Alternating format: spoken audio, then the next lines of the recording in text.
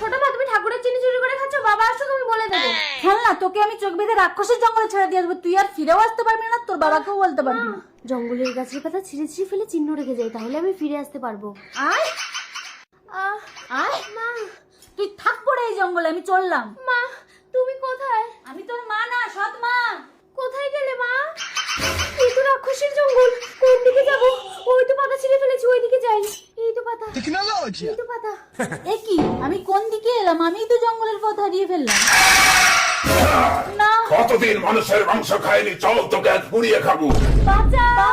তক্তি, তক্তি, খেলনা গেল কোথায় সব? বাবা, বাবা, বাবা। কি হয়েছে, কি হয়েছে খেলনা? তোর ছোট মা কোথায়? ছোট মা, তার মানে তো ও নিজেই জঙ্গলের পথ হারিয়ে ফেলেছে। চল চল আগুন জ্বালিয়ে আজ আমি মানুষের মাংস পুড়িয়ে খাবো। ছোট মা। এসো না, এসো না। খেলনা, তুই লুকিয়ে পড়, ওই দেখ রাক্ষস। জ্বলছে না কেন? তাড়াতাড়ি জল। মারো, মারো, মারো। ইয়াহু!